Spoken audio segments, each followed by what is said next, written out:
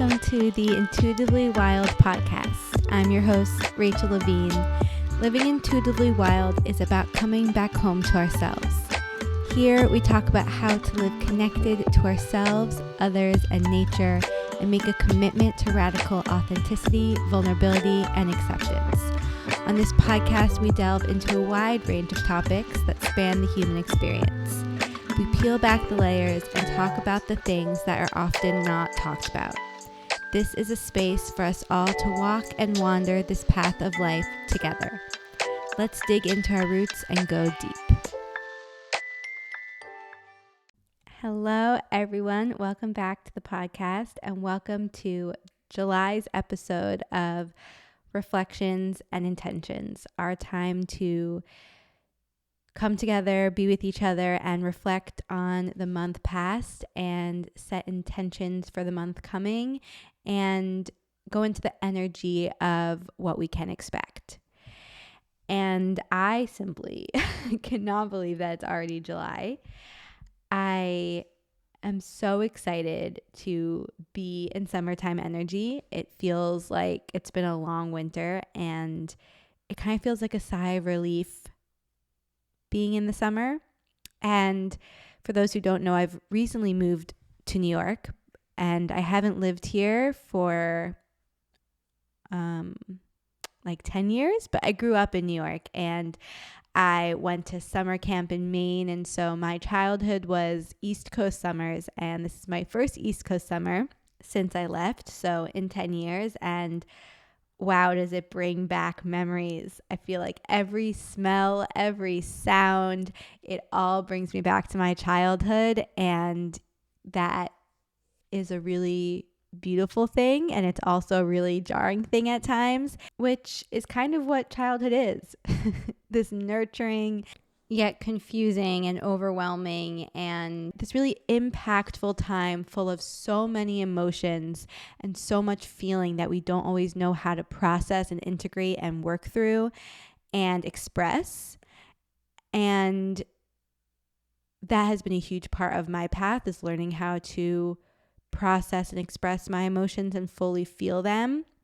And so now being back in this place that's bringing up all memories from a time when I didn't know how to do that, it's kind of like forcing me to heal this inner child of mine. And it's a really powerful experience. And it's also a really exhausting experience and a reflective experience. And I think that that's why I am talking about it right now, because it's brought up a lot of reflections and reminding me the importance of reflecting, because we can't understand our present, we can't understand who we truly are if we don't reflect on where we've come from. Clarity comes from knowing ourselves, and knowing ourselves comes from understanding why we are the way we are and what formed us and what impacted us, what shaped us. And that is our past, whether that is our childhood or whether that is yesterday. Our past experiences have shaped who we are, and to continue to create who we are becoming or who we want to become, we have to understand who we are now. And so we have to reflect on the past in order to do that. Do you get what I'm putting down? So all that being said, reflections are very important. And, you know, when I look back on June, my biggest reflection is obviously around moving, but in a larger scheme of things, for all of us, June circled around change, circled around embracing, allowing, and accepting and surrendering to change. For all of us, June is a time of change. I think that it evokes change. The energy of June just brings out change in many people's lives, big or small.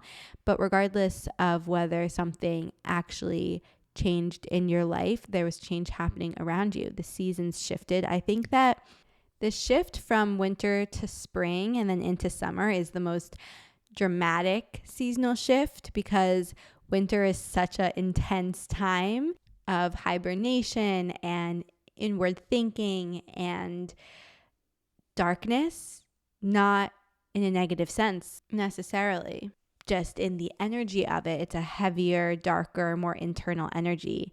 And then all of a sudden, the sun is shining and it's warm out and the flowers are blooming and people are being more social and active. And it's like they're forcing us out of our shell before the frost has lifted, before we feel ready.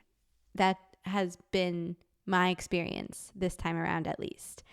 And while many of us welcome and celebrate and breathe out a sigh of relief when summer comes, it can also be quite a quick shift of energy. And regardless, it is a change.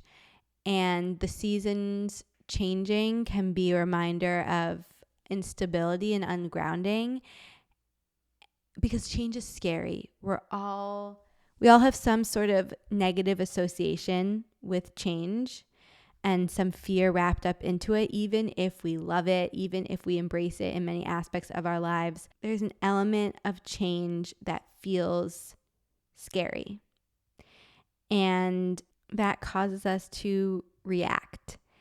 And we react from fear because we don't feel safe within that change. We don't feel safe when there's something unknown or that feels out of control or that feels different than what we expected, or that just feels like a shift, a change, whether it's good or bad. Even if it's a change that we are really excited about, that we're really proud of, that we've worked hard for, it can be really scary to step into that change and to let something go, to let the known go. Because when we're letting something go, there's loss in that. And in loss, we have to grieve.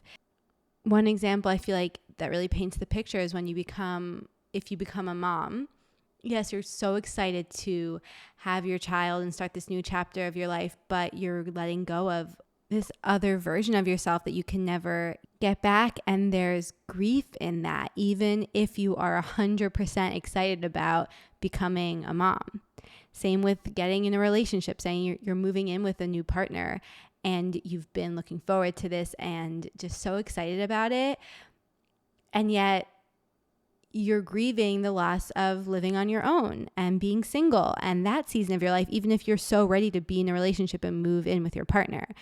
These are all examples I've talked about with people, so that's why I'm bringing them up. And I think that they paint the clear picture of how any change, good or bad, brings mixed feelings, brings loss, brings grief, and we need to let ourselves feel all of those emotions.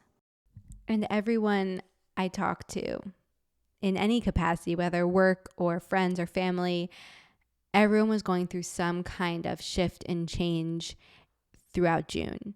And for some people, this was really exciting. And for some people, it was not welcomed. But regardless, either way, there was hesitancy. There was some sense of fear. There was some sense of ungroundedness. Change is always scary. Again, largely because it feels unsafe. And we have to know how to sit with the discomfort that change can bring so that we can sift through, is this really not safe for me? Or do I just need to learn how to find safety within myself, how to source safety and get rooted and grounded within myself? And that takes a lot of practice and faith and support, but it is so important to know that we can always source safety within ourselves, that we have the tools, that we have the sense of self-belief to move through that no matter what comes our way. Because what can often go hand in hand with this fear of change and lack of safety or feeling like we are unsafe is grasping onto control in any way we can and reacting versus responding, coming from a very reactive place and a desperate place, an unregulated place. And so we need to return ourselves to center. We need to reground ourselves, re-regulate ourselves so that we can respond from a centered place. And one reason change can be so scary is because it reminds us that we are not in control and we don't always know what's going to happen. In fact, we never know what's going to happen. We don't have control. And change is a reminder of that, and that can be really, really scary. And this is something that comes up for me a lot, something I work with clients on a lot, because it connects to our intuition, because we're trying to tune into our intuition to guide us. But often that can then be turned into a form of control, a desire to have all the answers and to pretend to ourselves, to try to trick ourselves into thinking that we know it's exactly what's going to happen. We can control it. We can predict it. We can decide it. And using our intuition as a buffer for that. But that's not what our intuition is here for. Our intuition is not a control tool. It's a release tool. It's a surrender tool. It's a grounding tool. It is a guiding tool. And we can have full trust and faith in our intuition, but that is different than having all the answers and being able to control what's going to happen. Because truly, our intuition is the opposite of that. Our intuition is surrendering to the not knowing and having the courage to trust in that. Because often our intuition is telling us to do something that makes no sense or that we don't understand. We have no idea how it's going to work out. We don't think that other people will approve. We don't think it will be successful. Our fears and conditioning and limiting beliefs and external factors start to come in and tell us, no, you can't do that. That makes no sense. And that's the same with setting intentions. Setting intentions can sometimes come from a desire to control and predict and dictate our future. But true intentions come from a layer underneath what our mind has created. We do not decide or create our intentions from an intellectualized or forced place. Our ability to decipher our intentions is directly correlated to how connected we are to ourselves. We want our intentions to be revealed to us through our willingness to trust our inner knowings. And we want our intuition to be revealed to us separate from our mind and our conditioning and our beliefs. When deciding our intentions, we have to tune in and see what presents itself to us. That's how we know our intentions are aligned. They are unedited, unfiltered, unthought through, and coming from within us. And of course, there can be this thoughtfulness that comes with intentions, but really we want them to come from our intuition. And that is the thoughtfulness, giving it the space that it needs to come through, giving our intentions the space they need to come through us and be shown to us through our intuition and through having that connection to our intuition. So we can't let our intellectualizing and conditioning come in and run the show. We really have to tune into our intuition that leads to our intentions, that leads to our actions, that leads to creating our life. And to bring this all back to change, often our intuition is asking us to make a change. And often our intentions are centered around the desire of change, right? If you really think about it, our intentions are there because we want something to be different. We want something to change. And yet we fear change. And so we try to contort our intuition or control our intentions so that we can decide the change that's going to happen and predict exactly what's going to come into our lives. But that really isn't going to work. Yes, we absolutely can call in all the magic that we want, whether that's a job or a move or a relationship or anything, big or small. We can make that happen. We can manifest that, for lack of a better word, create that into our lives. But we don't get to decide when or how. We can't force the timing. And something that I saw come up this month was we listened to our intuition, we set our intentions, and then it wasn't happening. And that can lead us to thinking that our intentions are wrong or our intuition is off. But that's not what that means. If we continue to check in with our intuition and our intentions and they still remain consistent and true, our intuition is still telling us this is the thing that I want to do, our intentions are still pure and connected to ourselves, we need to have self-belief and trust in that.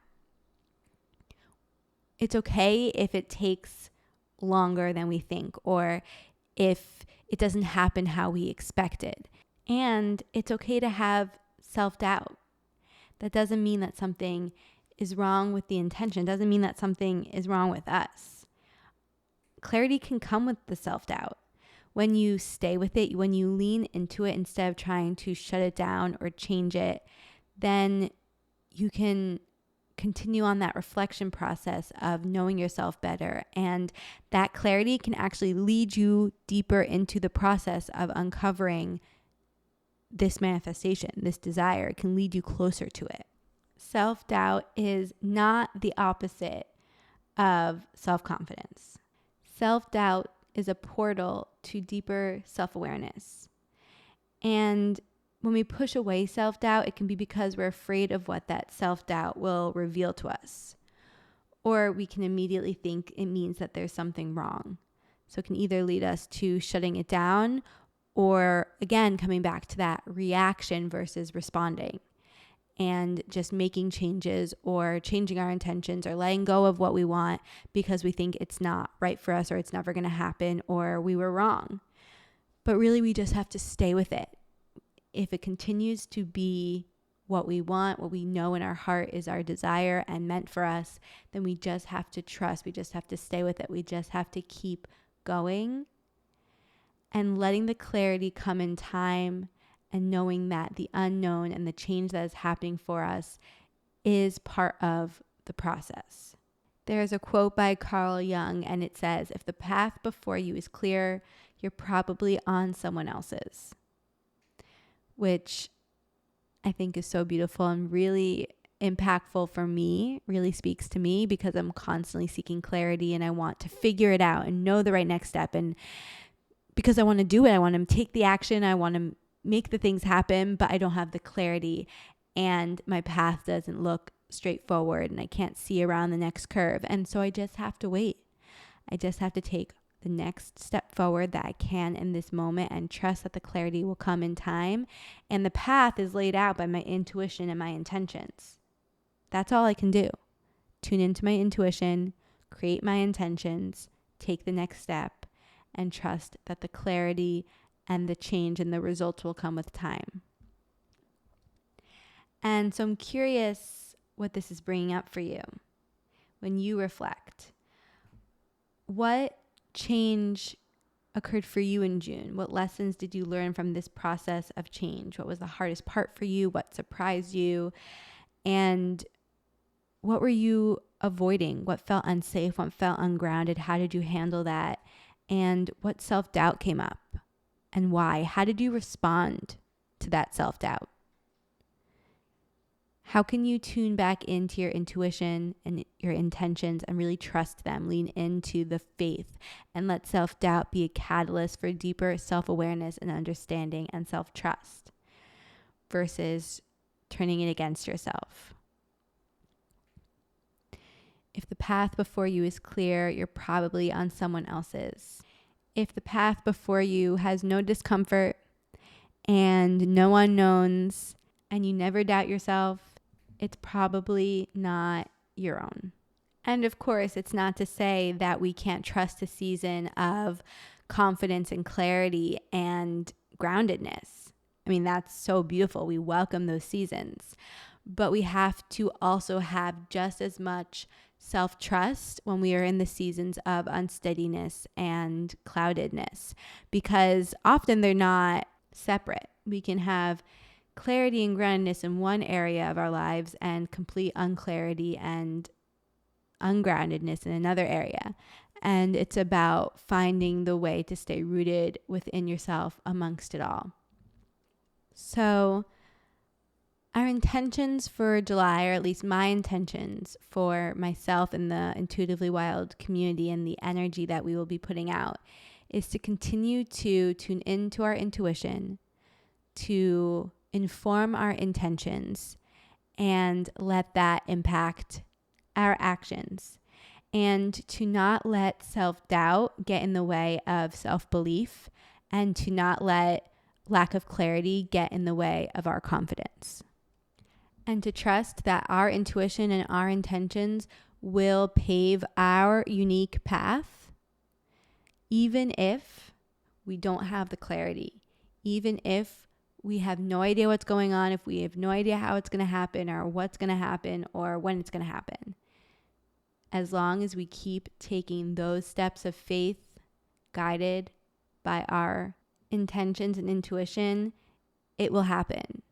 And that is such a perfect ritual for the summer. This continuous check-in between our intuition leading to our intentions, leading to our actions, because summer can be chaotic.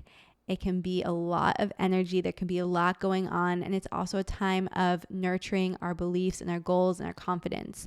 And we know we will always be acting in alignment when it's coming from that deep rooted place within us, guided by our intuition. So let that be your mantra for this summer. Intuition, intention, impact. And impact can mean anything. It can be actions. It can be the energy you could exude. It could be how you interact with the world around you. I love alliteration, so we're going for all eyes, but intuition, intention, impact. Coming back to that time and time again to be our grounding point for this summer or for this July. I think that is the most perfect ritual that can create real magic and real rooted change in our lives. And again, we need the tools to be able to support us and root into that sense of safety within us. If you're looking for support with those tools, please reach out to me. I would love to connect with you around one-on-one work with my mentorship and also with my new offering, Ritualism, which is your personalized manual to intentional living. It's still on sale for a very short time at this discounted price for about another week or two. So that will be linked below. And I think that could be the perfect tool to tune into this intention for July and really to just tune into yourself and strengthen that connection to yourself. Okay, and now we are going to talk very briefly about some of the earth-based events happening this July. The magical days of the month that we can really tune into and utilize the energy, and that whose energy is going to impact us. I'm going to share some of the human design gates present during the new full last quarter and full quarter moons. And again, this is kind of like an astrology weather forecast, just kind of telling you the energy that's present and going on. But the gates change every day. And I don't want to do this for you to feel like you have to center yourself around this energy. It's really just for reflection and grounding and another tool to cultivate that sense of safety, but not to use as a safety blanket, not to use as armor or trying to control things. And I'm just sharing what I think is relevant and helpful. So take what feels useful and applicable for you and leave the rest, and really check in with your intentions around it. So on July 5th, we have a new moon in Cancer. July is Cancer season, so all about the nurturing and the self-care and feeling good and loving on others, that Mother Nature energy. And Cancer is ruled by the moon, so we're extra impacted by these energies that we're talking about.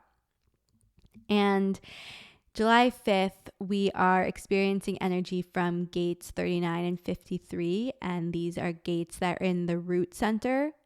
And gate 39 is about emotionality, wanting to experience the whole range of emotions and being pulled to action because of that. Versus gate 53 is about waiting for the right timing to act. So we really want to be connected to our emotions here and our responses to things. And again, coming back to that responding versus reacting. Are your emotions causing you to react before processing, before thinking, before knowing how you want to take that action or why you want to take that action, why you are feeling the way you are feeling?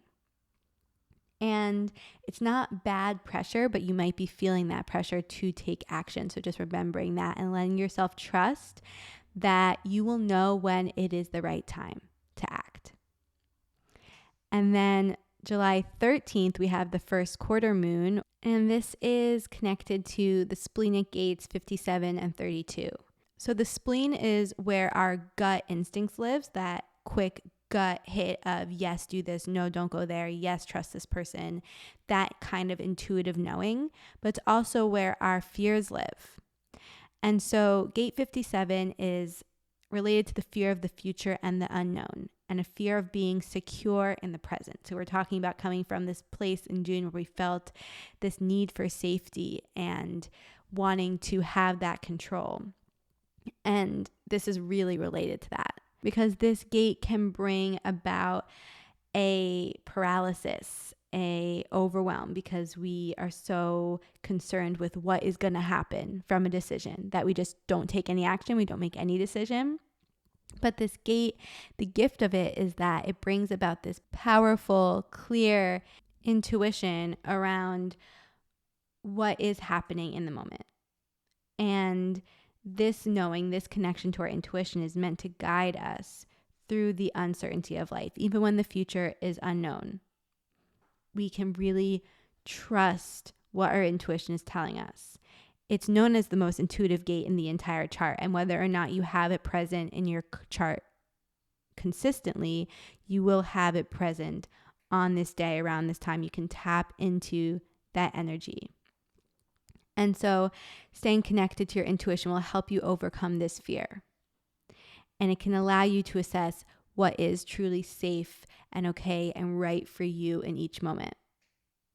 And then gate 32 has this leader energy and about taking action for transformative change. But we can't let fear get in the way of us taking that action. And we also can't let fear get in the way of trying to force others to change. We don't want that leader energy to be used with bad intentions, even if that's unconscious. So really tapping into your sense of confidence and taking that action with a leadership quality, but coming from a place of self-trust, guided by your intuition. And then on July 21st, we have the full moon in Capricorn. It's the blue moon because it's the second Capricorn full moon this season. And I'm not going to go into any details on that because on July 17th, we will be having our ritual of the month episode, and it will be all about the Capricorn full moon. And I already recorded that one. I'm really excited to share it with all of you guys. And then the last quarter moon is July 27th, and the energies present during that time are from gates 3, 42, and 27.